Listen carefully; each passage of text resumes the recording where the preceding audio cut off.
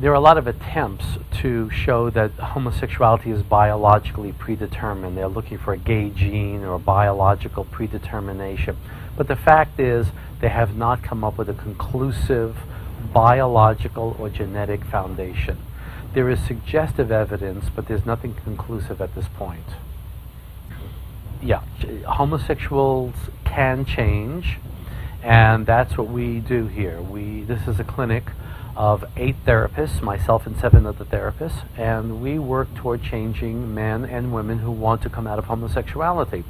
My staff is 7 therapists, and we have 1 woman on staff. She deals with the lesbians, and the others are men who work with the men.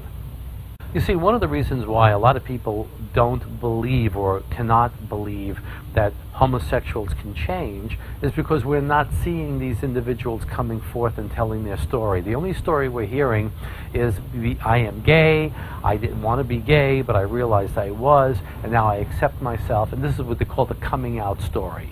Okay, but we need to hear about another kind of coming out story.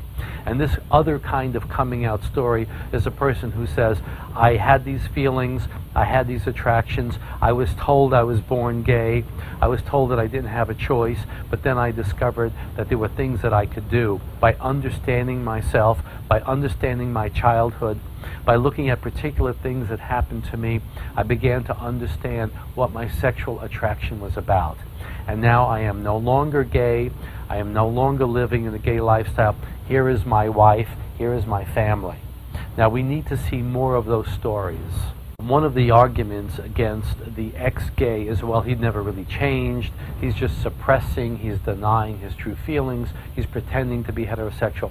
But in fact, when you listen closely to these people and listen to their testimony, listen to their story, they experience a reduction in their same-sex attraction.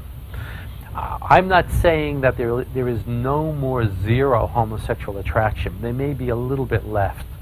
But these individuals do not need to live their life around their homosexuality.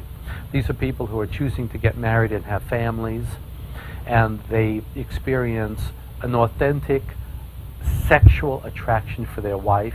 They experience a significant reduction in their homosexual attraction. We do this work all day long. We work with 135 cases a week ongoing, and I can tell you people do change. I never really chose to go into this kind of work. I never gave it serious thought. I never gave it really serious consideration or study. But I saw a number of individuals who had come to me, and they had these sexual attractions, these homosexual feelings, but they did not want them. It was in contrast to their faith. It was a contrast to their religious beliefs. And so we began to look at understanding them. I had no understanding of the condition, but I saw that they all had a hurtful relationship with the father. They typically had over-involved, intrusive, domineering mothers and distant, detached, or critical fathers. And we began to do this work, and I began to develop an understanding of the treatment, and of course doing some literature review and reading and studying, and I began to see a pattern. While they are looking for a gay gene, the fact is that there is much more scientific evidence for what we call the classic triadic family dynamic. Triadic in the word triangle. In one corner you have the over-involved, intrusive, domineering mother. In the other triangle you have the distant, detached, or the critical father. And then in the other triangle you have the temperamentally sensitive, introverted, artistic, timid, shy boy. Now that might be a temperament. The boy might have been born with a biological temperament, as I've just described it. But that doesn't make a homosexual. What makes a homosexual is that this temperament now is influenced by the mother-father family relationship and pushes this boy from temperamental sensitivity to same-sex attraction. And that is what we focus in on. One of the things that make the treatment of homosexuality difficult is often in the lives of our clients there is an addiction to same-sex attraction. Pornographic, especially internet today, is a big addiction.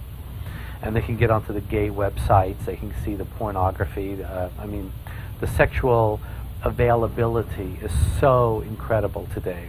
So one of the problems that we have to address in the course of treatment is the addiction to sexual activity, what we call the impulse. And that is part of the problem. There are other factors that could contribute to the cause of homosexuality. Usually an older brother, if the older brother is very strong and dominant and he's the star in sports, and this particular client is timid and shy and artistic, that could be a factor. You want to get the older brother to work with the younger brother. You want to get the older brother to really align himself and build the little brother up and make him feel good about himself. Also, peers are very important. Other boys that he is in relationship with, you want to make sure that he has a good relationship with them. Also, sexual abuse is another factor. Sexual abuse by an older man can also be a factor. But none of these are as important as the early relationship with the father. Because if he has a solid relationship with the father, then he's not going to be too damaged by his older brother. He's not going to be too damaged by his peers. He's not even going to be damaged by same-sex abuse from an older man if he has a solid relationship with his father. I can tell you that at our clinic alone, about 1/3 of our clients report being sexually molested by an older male or a teenager when they were very young. So there is a connection. However, that in and of itself does not make a homosexual, because there are many heterosexuals who engage in sexual activity when they were very young with an older man and they become heterosexual. How come? The answer seems to be that if there is a need for father's love and there is an emotional emptiness, then these men come along and offer love but really give sex. So sex gets connected with love. And so that emotional need gets filled with sexual addiction. And that seems to be the patterns that we have seen over and over again. The fact is this: it's been over 30 years that the American Psychiatric Association and the American Psychological Association normalized homosexuality. Okay. During these 30 years, there has not been one psychological model of development of the child that leads to homosexuality unless you traumatize the child. If the boy experiences, and the girl too, if the child experiences a particular kind of trauma, a traumatic rejection, that boy is likely to become homosexual. If you do not traumatize a child, he will be heterosexual. That's the reality of it. The child is capable of becoming a homosexual or a heterosexual, but it's our responsibility as parents and as educators to take these children and direct them toward their natural, biologically determined gender, which is heterosexuality.